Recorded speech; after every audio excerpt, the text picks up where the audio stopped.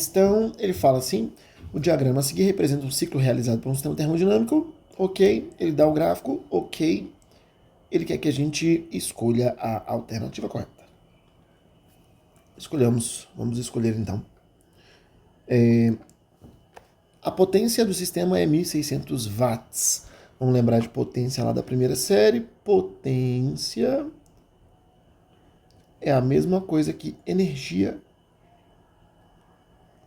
dividido pelo tempo.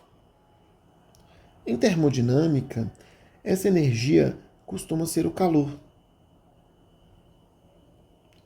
Bom, mas nós percebemos que nem sempre precisa ser isso. Pode ser o trabalho também, pode ser a energia interna também. Vamos ver o que a questão quer com calma. Bom, no gráfico ele deu pressão e volume apenas e ele fala que o sistema realiza 40 ciclos iguais a esse. Então nós já sabemos que essa energia aqui vem do trabalho que o gás está realizando. Então vamos lá.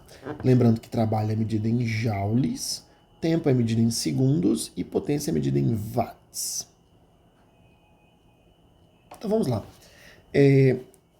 Para calcular o trabalho de um ciclo termodinâmico, se a pressão varia, a pressão está mudando. Do ponto A para o B a pressão é a mesma, 2.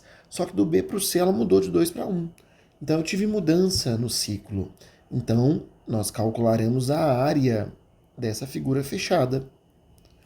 Então o trabalho vai ser igual à área, numericamente igual à área. Então isso aí é um retângulo. Nós faremos base vezes altura. Talvez você cometa o seguinte erro. Base de 0,2 a 0,6, a base é 0,4. Vezes a altura de 1 para 2, a altura é 1. Talvez você cometa esse erro aí. Não pode. Porque perceba que os eixos, eles dizem para a gente informações importantes. O volume está em litros, tudo bem. Só que olha lá como é que está. As unidades que você usa na questão fazem toda a diferença. Porque quando nós usamos, por exemplo, volume, a unidade oficial é metros cúbicos. Mas como você pode ver na questão, ele deu em litros. Nós precisamos lembrar que 1 metro cúbico equivale a 1.000 litros.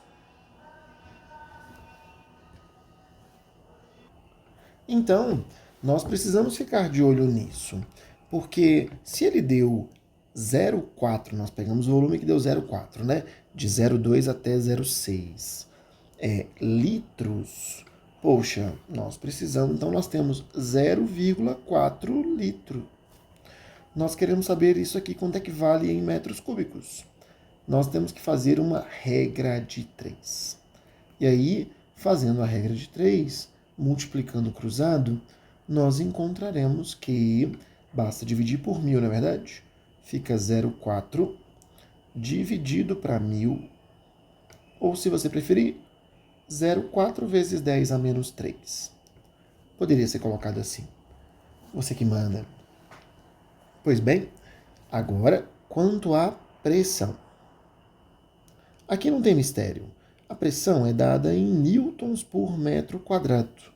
Mas como você pode ver aí, ele deu um 10 à quinta na questão. Isso quer dizer que na hora que você for colocar a pressão, você não vai colocar só 1. Você precisa colocar 1 vezes 10 à quinta. Porque lá no eixo y apareceu esse 10 à quinta. Então a nossa conta, que antes era só um 0,4 vezes 0,1, na verdade, vamos puxar ela para cá. A conta, na verdade, vai ser: trabalho é 0,4 vezes 10 a menos 3 vezes 1 vezes 10 à quinta. Desse jeito. E aí, o trabalho vai ser 0,4 vezes 1, 0,4. Conserva a base, soma os expoentes. Vai ficar 5 mais menos 3, vai dar 2. Logo, esse trabalho aqui vai ser igual a 40 joules. Esse é o trabalho que nós temos. Poxa, mas ele falou na questão que ele realiza 40 ciclos, como esse. Então, aqui na questão número 1, ele quer a potência do sistema, não só de um ciclo. Então, eu preciso multiplicar esse valor por 40 ciclos. E aí nós encontraremos 40 vezes 40, exatamente 1.600 joules, que foi o que ele pediu, né? É o que ele deu aí. Bom, como agora ele fala que esses ciclos foram realizados por segundo, então a potência fica fácil de fazer.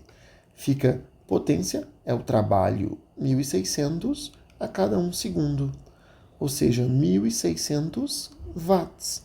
O que faz o primeiro item? O item correto. Mas agora vamos ver os outros para ver se dá isso mesmo. 2. O trabalho realizado em cada ciclo é menos 40.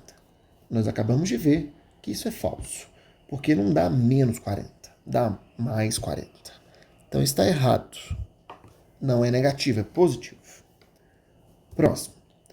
Quantidade de calor trocada pelo gás com o ambiente em cada ciclo é nula. Poxa, isso é bem falso. E quem diz isso é a primeira lei da termodinâmica. A primeira lei diz que calor, que é justamente o calor trocado, é o trabalho mais quanto de energia foi guardado dentro do gás, né? A energia interna, a variação de energia dentro do sistema. Perceba que ele não falou pra gente a variação da energia interna. Isso aqui pra gente a gente pode até considerar, poxa, você saiu de uma temperatura, você girou o ciclo, você voltou para a mesma temperatura. Então, você não esquentou nem esfriou. Então, você nem variou a energia dentro do gás, dentro do sistema. Isso, para um ciclo, a gente pode até considerar que esse ΔU é zero. Só que aí o calor fica sendo igual ao trabalho, que vale 40. Por isso, essa opção está incorreta, porque ele fala que a quantidade de calor é nula. Não, ela é igual a 40 joules.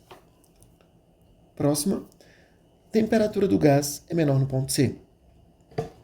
Pois bem, se nós formos analisar de um ponto para outro, só a gente pensar no seguinte. No ponto A, nós tínhamos uma alta pressão e aí o volume aumentou. Se o volume aumentou, é porque alguém fez o volume do gás aumentar. Existe um macete que a gente usa que é interessante, que diz assim: a temperatura ela costuma ser culpada de alguma coisa. Quando você vê alguma coisa acontecendo com gás, normalmente a temperatura ela é culpada por essa mudança. Bom, vamos ver como é que esse macete funciona. Do ponto A para o B a pressão é constante, mas o volume aumentou. Alguém fez o volume do gás aumentar. Isso aconteceu porque ele esquentou ou esfriou? Logicamente porque ele esquentou. Quando ele esquenta, as moléculas vibram mais. Se elas vibram mais, elas tendem a ocupar mais espaço. Então o volume aumenta. Então o culpado pelo aumento de volume foi a temperatura ter aumentado. Do ponto B para o C, a pressão diminuiu, o volume é constante. Alguém fez a pressão diminuir. A pressão é a força com que as moléculas do gás batem na parede do recipiente. Se essa pressão diminuiu, a força diminuiu. Alguém fez ela diminuir. O culpado é a temperatura. Então, a temperatura diminuiu do ponto B para o C, porque a pressão diminuiu. E aí, no ponto C para o A. Do C para o A, nós temos uma redução de volume. A pressão constante, o volume diminuiu. Quem fez isso? A temperatura. Então perceba que a temperatura diminuiu para o volume diminuir. Isso quer dizer o seguinte: do ponto A para o B a temperatura aumentou. Do ponto B para o C a temperatura diminuiu. E do ponto C para o D ela diminuiu de novo. Então o ponto D é o mais frio e não o ponto C. Por isso essa opção está errada.